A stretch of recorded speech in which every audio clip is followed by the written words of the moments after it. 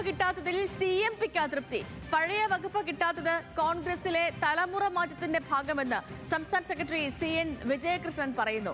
സഹകരണം കോൺഗ്രസ് ഏറ്റെടുത്തത് പാർട്ടി അടിത്തറ വികസിപ്പിക്കാനെന്ന് CN വിജയകൃഷ്ണൻ. CP ജോണിനെ പോലെ ഒരാൾക്ക് നൽകേണ്ടത് ഉന്നത വിദ്യാഭ്യാസ വകുപ്പ്. ആളുകളുടെ കഴിവിനനുസരിച്ച് വകുപ്പുകൾ നൽകണമായിരുന്നുവെന്നും CN വിജയകൃഷ്ണൻ ന്യൂസ് മലയാളത്തോട് പറഞ്ഞു.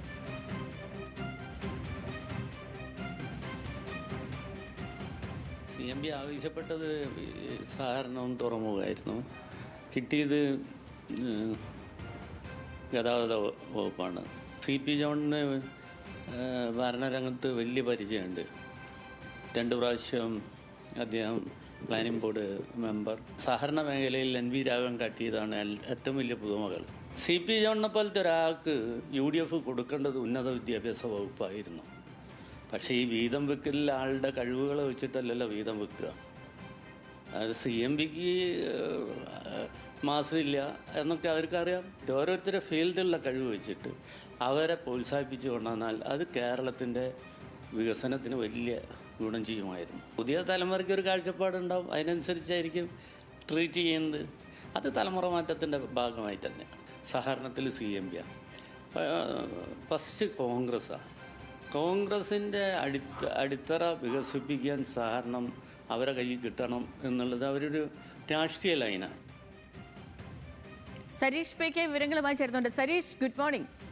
CP ജോണിനെ തിരുവനന്തപുരം സെൻട്രലിൽ സ്ഥാനാർത്ഥിയായി പ്രഖ്യാപിച്ച് അതിനുശേഷം അദ്ദേഹത്തിൻ്റെ റോഡ് ഷോയിൽ പങ്കെടുക്കവേ അന്ന് പ്രതിപക്ഷ നേതാവായിരുന്ന VD സതീശൻ നൽകിയൊരു ഉറപ്പായിരുന്നു, സെൻട്രലിൽ CP ജോൺ ജയിച്ചു കഴിഞ്ഞാൽ അദ്ദേഹം ഒരു മന്ത്രിയായിരിക്കുമെന്ന്. പിന്നീട് UDF സർക്കാർ അധികാരത്തിൽ വരുന്നു, VD സതീശൻ മുഖ്യമന്ത്രിയാകുന്നു.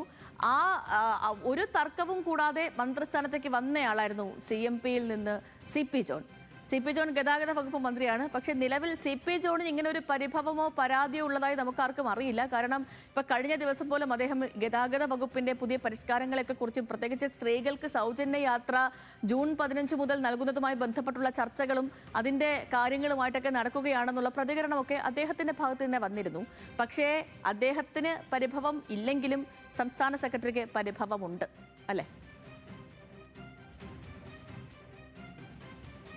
ഘടകകക്ഷികൾക്കുള്ളിൽ ഇപ്പോഴും അതൃപ്തിയുണ്ട് എന്നതിൻ്റെ ഏറ്റവും വലിയ തെളിവാണ് സംസ്ഥാന സെക്രട്ടറി തന്നെ, CMPയുടെ സംസ്ഥാന സെക്രട്ടറി CN വിജയകൃഷ്ണൻ തന്നെ നമ്മളോട് ഇപ്പോൾ പറഞ്ഞ പ്രതികരണം. നേരത്തെ തന്നെ ഈ ഘടകകക്ഷികളിലെ പാർട്ടിക്കുള്ളിലെ വലിയ അഭിപ്രായ വ്യത്യാസം അത് ചർച്ചയാവുകയും അതിനെ തുടർന്നാണ് മന്ത്രിമാർ സത്യപ്രതിജ്ഞ ചെയ്ത് 2 ദിവസത്തിന് ശേഷം മാത്രം വകുപ്പുകളിൽ ഒരു തീരുമാനം എത്താൻ സാധിക്കുകയും ചെയ്തത്. നേരത്തെ ഏതൊക്കെ വകുപ്പ് ആർക്കൊക്കെ നൽകണം എന്ന കാര്യത്തിൽ തർക്കങ്ങളുണ്ടായിരുന്നു. നേരത്തെ CMP അല്ലെങ്കിൽ CP ജോണുമായി ബന്ധപ്പെട്ട് ആദ്യഘട്ടത്തിൽ തന്നെ VD സതീശൻ നിർബന്ധം പിടിച്ചിരുന്നത് CP ജോണിനെ മന്ത്രിയാക്കണം, ആ മന്ത്രിയാക്കാൻ വേണ്ടി മാത്രമാണ് മത്സരിപ്പിക്കുന്നത് എന്ന രീതിയിലായിരുന്നു. ആ ഉറപ്പ് CMPക്ക് നൽകുകയും ചെയ്തിരുന്നു. കൃത്യമായ പരിഗണന CMPക്ക് നൽകും എന്ന് VD സതീശൻ പറയുകയും ചെയ്തിരുന്നു. പക്ഷേ കാര്യങ്ങൾ തെരഞ്ഞെടുപ്പ് കഴിഞ്ഞപ്പോൾ മാറി. VD സതീശൻ മുഖ്യമന്ത്രിയാകുമോ എന്ന കാര്യത്തിൽ സംശയം വന്നു. അതോടെ CP ജോണിന് എന്ത് വകുപ്പ് ലഭിക്കും എന്നതായിരുന്നു പിന്നീടുള്ള സംശയം. പക്ഷേ പിന്നീട് VD സതീശൻ തന്നെ മുഖ്യമന്ത്രിയായപ്പോൾ CP ജോൺ മന്ത്രിയാകും എന്ന കാര്യത്തിൽ സംശയമുണ്ടായിരുന്നില്ല. പക്ഷേ ഏത് വകുപ്പ് എന്നതായിരുന്നു അവർ ആദ്യഘട്ടത്തിൽ തന്നെ പറഞ്ഞിരുന്നത്. സഹകരണ വകുപ്പ്